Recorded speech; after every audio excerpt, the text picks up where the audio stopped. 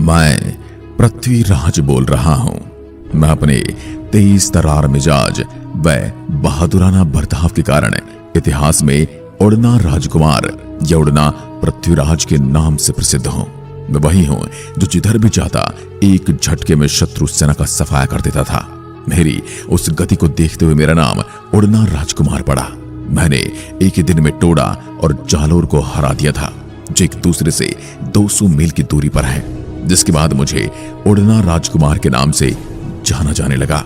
मैं उस हिंदुआ सूरज राणा संगा का सबसे बड़ा भाई था, जिसने मुगलों को अपने देश में घुसने पर खदेड़ दिया था। उसी संगा का बड़ा भाई हूं जिसके तन पर 80 घाव लगे थे, फिर भी अपनी मूंछों पर ताव देकर शत्रुओं से लोहा लेने को तैयार था। मैं वही हूं जिसने गयासुद्दीन को बंदी बना चित्तौड़ ले आया था। मैंने अपने दम पर अपनी एक सेना की टुकड़ी तैयार की थी। मैंने अपने छोटे से जीवन में कुल 40 लड़ाइयां लड़ी और सब में विजयी रहा। मैं उसी राणा कुंभा का पोता हूं जिसने मेवाड़ को एक नए धरातल पर लाकर खड़ा कर दिया था। मैं वही हूं जिसके बारे में जेम्स टॉड ने लिखा था कि अगर मैं जीवित रहता तो भारत में मुगलों का आगमन कभी नहीं होता, लेकिन इतिहास को कुछ और ही स्वीकार था। मेरे बारे में कहा जाता है कि उसकी देह लोहे की बनी थी, आत्मा भी अग्नि की, सदा संकट में निडर था, अथक था, अति परिश्रमी भी।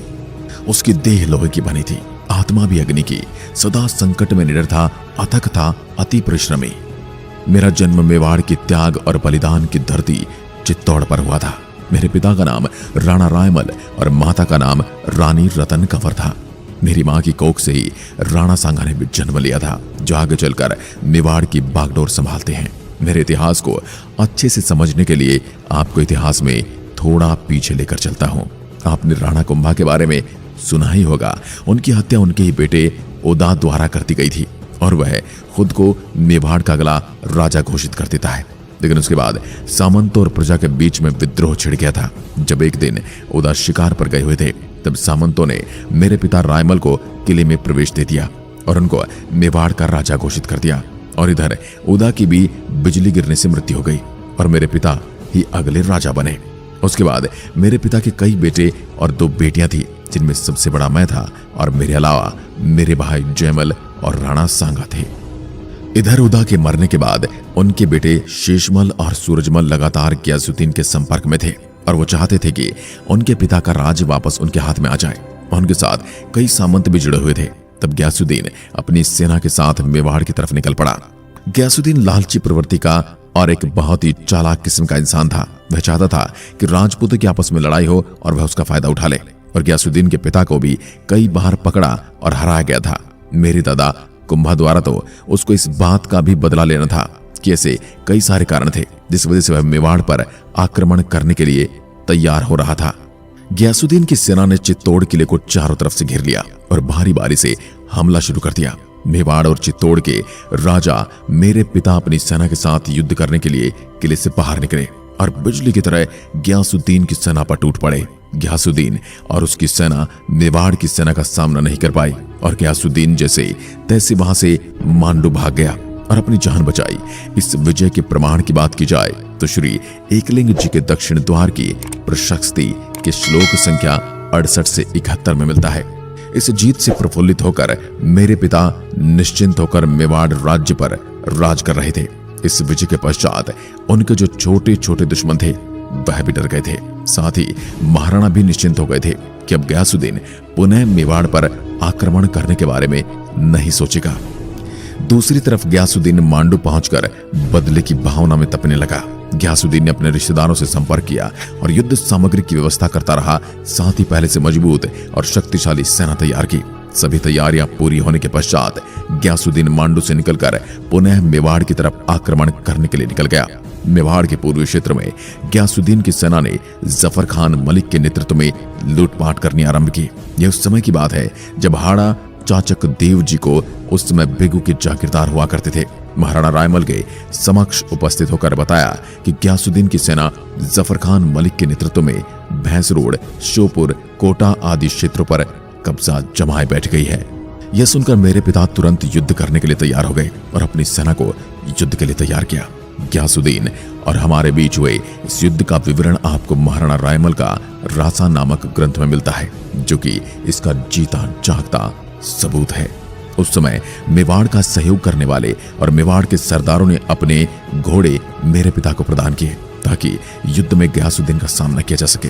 महाराणा रायमल स्वयं रूपमल नामक घोड़े पर सवार होकर आसिर, चंदेर, नरवर, बूंदी, आमिर, रायसेन, चाकसू, लालसोट, सांभर, अजमेर, टोडा, मारोट आदि के राजाओं के साथ मांडलगढ़ की तरफ चल पड़े।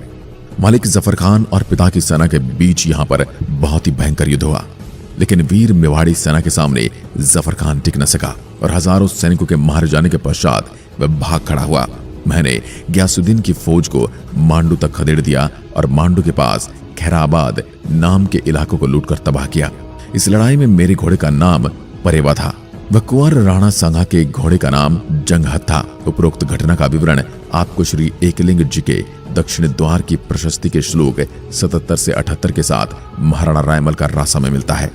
लगातार 2 बार युद्ध में बुरी तरह पराजित होने के पश्चात मांडू के ग्यासुद्दीन खिलजी ने उसके बाद एक बहुत ही विश्वसनीय व्यक्ति को महाराणा रायमल के पास समझौते के लिए भेजा। जब वह व्यक्ति चित्तौड़ किले पर पहुंचा तब महाराणा रायमल स्वयं उससे बातचीत करने के लिए उसके समक्ष बैठे। महाराणा रायमल और ग्यासुद्दीन का दूत बड़ी ही विनम्रता के साथ एक दूसरे से बात कर रहे थे और एक दूसरे की बात सुन रहे थे। तभी वहां पर मेरा आगमन होता है। ये दृश्य देखकर मैं बहुत ही क्रोधित हो जाता हूं और अपने पिता से कहता हूं कि मुसलमानों के साथ इस तरह विनम्र होकर बात करना उचित नहीं। यह लोग पीठ में छुरा घोंपने वाले होते हैं, इस पर कभी भी विश्वास नहीं किया जा सकता। यह सुनकर ग्यासुद्दीन का दूत क्रोधित हो गया और वहां से उठकर चला गया। मांडू जाकर उसने उसके बादशाह ग्यासुद्दीन को पूरी कहानी सुनाई। ग्यासुद्दीन पहले से ही मेवाड़ पर खार खाता था और यह बात सुनकर उसने पुनः युद्ध की ठान ली और निश्चित किया कि इस बार कैसे भी करके महाराणा रायमल को पराजित करना है। मेवाड़ की तरफ से इस समय युद्ध की भागदौड़ मेरे हाथ में दी गई। अपनी सेना लेकर ग्यासुद्दीन से युद्ध करने निकल पड़ा।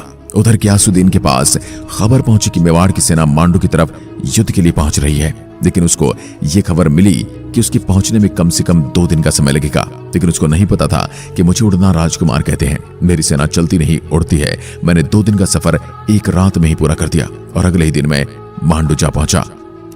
उधर से मुगलों की सेना मेवाड़ के रणबांकुरों से लोहा लेने पहुंची। मेवाड़ी सेना और ग्यासुद्दीन की सेना के बीच मेवाड़ और मारवाड़ की सीमा पर मुकाबला हुआ। इस बार दोनों तरफ से युद्ध लड़ा जा रहा था। न मेवाड़ी सेना जीत पा रही थी, न ग्यासुद्दीन की सेना हार मान रही थी। पहले दिन का युद्ध बिना नतीजे के समाप्त हो गया। जैसे ही सूर्यास्त हुआ, दोनों सेनाएं पीछे हट गई और अपने डेरे में जा पहुंची।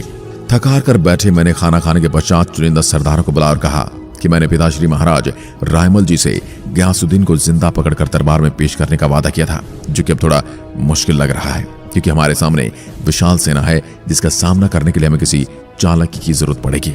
मैंने रणनीति बनाकर 500 से अधिक मेवाड़ी सरदारों को बुलाया और पूरी रणनीति उन्हें समझाकर 10-10 लोगों का ग्रुप बनाकर ग्यासुद्दीन के डेरे की तरफ भेजा। वहां पहुंचते ही मेवाड़ के वीर रणबांकुरों ने ग्यासुद्दीन के मुख्य सिपाही को मौत की घाट उतार दिया और ग्यासुद्दीन को गिरफ्तार कर लिया। तभी अचानक से ग्यासुद्दीन के सैनिक उन्हें बचाने के लिए उनकी तरफ दौड़े, लेकिन मैंने कहा अगर कोई हमारे नजदीक आएगा तो हम ग्यासुद्दीन को मौत की घाट उतार देंगे। डर के मारे ग्यासुद्दीन भी ऊंची आवाज में अपने सैनिकों तक संदेश पहुंचाया कि तुम कुछ मत करो वरना यह लोग मुझे मार डालेंगे। मैंने ग्यासुद्दीन को गिरफ्तार करके मेवाड़ के राज दरबार में महाराणा रायमल के समक्ष प्रस्तुत कर दिया, जहां पर उसे दंड दिया गया और तहखाने में बंद कर दिया गया। इस बात को लगभग 1 महीना बीत जाने के पश्चात महाराणा रायमल ने ग्यासुद्दीन को कैद से मुक्त करने का आदेश दे दिया। तारीख फरिश्ता नामक फारसी किताब में लिखा हुआ है कि ग्यासुद्दीन हारने के बाद सुख विलास में व्यस्त हो गया और उसके बाद कभी युद्ध नहीं किया। मैंने अपनी उम्र के 14 वर्ष की अवस्था से ही इस तरह के कई कारनामों को अंजाम देना शुरू कर दिया था। उसके बाद मेरे और मेरे अन्य 2 भाइयों के बीच राजगद्दी को लेकर विवाद हो गया था, जिसमें मैंने सांगा की आंख फोड़ दी थी और सांगा घायल अवस्था में भूमिगत हो गया था, जो अपने राणा सांगा के वीडियो में देखा ही था। इसके बाद मेरे पिता मुझसे नाराज होते हैं और मेरी शक्ल देखने के लिए भी मना कर देते हैं कि मेरे होते हुए भी तुम राजगद्दी के लिए लड़ रहे हो, और अपनी वीरता के दम पर अपना जीवन निर्वाह करने का आदेश सुनाया। जिसके बाद मैंने गोडवाड़ क्षेत्र के मेवाड़ की सेना का खौफ न खाने वाले मीणों व अन्य पहाड़ों में रहने वाली आदिवासी जातियों का विद्रोह शांत कर वहां सुप्रबंध किया। महाराणा को प्रसन्न करने के उद्देश्य से चित्तौड़ का परित्याग कर दिया और एक महाजन से ऋण लेकर सैन्य दल का गठन कर मीणों व अन्य विद्रोहियों का दमन कर उन्हें अपने वश में कर लिया। इधर टोडा के राजा थे सुल्तान सोलंकी। इन पर लल्ला खां पठान ने हमला किया और उनसे टोडा छीन लिया। उससे हार कर सुल्तान सोलंकी मेवाड़ मेरे पिता की शरण में आ जाते हैं। मेरे पिता उनकी बदनौर की जागीर देते हैं और वहां रहने की अनुमति दे देते हैं। उनकी बहुत ही सुंदर और अद्वितीय राजकुमारी थी जिसका नाम था तारा। उन्होंने एक शर्त रखी कि जो मुझे टोडा जीत कर देगा उसका विवाह मैं मेरी बेटी तारा से करूंगा। यह सुनकर मेरे भाई जयमल ने कहा कि मैं जीत कर दे दूंगा। तो जयमल की सगाई तारा से करती जाती है। लेकिन एक दिन जयमल तारा से मिलने जाता है और सोलंकी द्वारा उसको तारा से मिलने नहीं दिया जाता है कि अभी तक शादी नहीं हुई है तो आपको मिलने की इजाजत नहीं है। ये सुनकर जयमल बहुत क्रोधित हो जाता है और युद्ध पर उतर आता है और वह सोलंकियों ने मेरे भाई जयमल को मार दिया। सांगा पहले से भाग चुका था और जयमल सोलंकियों से लड़ते हुए मारा जाता है। लेकिन मेरे पिता इससे क्रोधित नहीं होते और कहते हैं अगर उसने ऐसा किया है तो उसके साथ यही होना चाहिए था। उसके बाद टोडा जीतने की जिम्मेदारी मुझ पर आ जाती है। उसके बाद मैंने तारा के साथ मिलकर 500 राजपूतों का एक दल बनाया और एक दिन अचानक इतनी तीव्रता से हमला किया कि अफगान संभल ही नहीं पाए और भाग खड़े हुए। जो नहीं भागे वो मारे गए।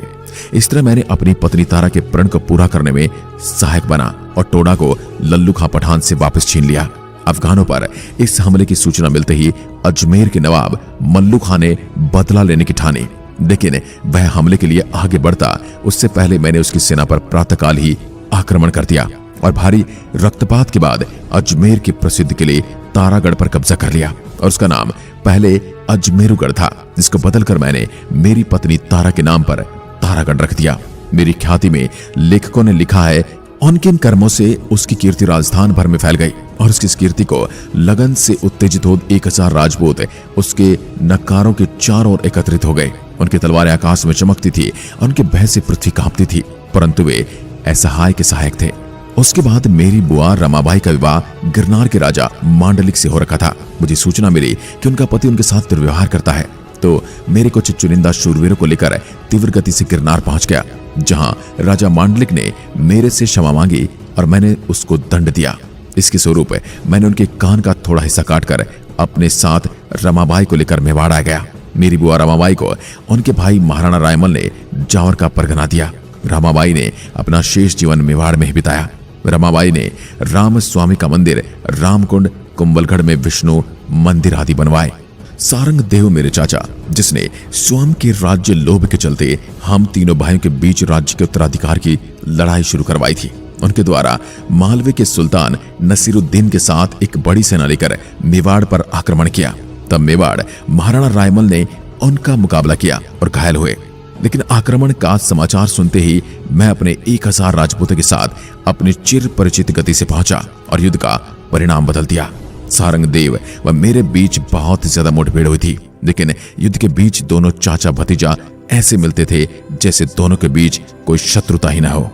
गिरनार विवाद की तरह ही एक दिन अचानक मुझे मेरी बहन का दुख भरा पत्र मिला, जिसमें मेरी बहन आनंदाबाई के पति सिरोही के शासक राव जगमाल के दुर्व्यवहार व अत्याचार की शिकायत के साथ अपनी रक्षा व मेवाड़ में शरण दिलाने की याचना की।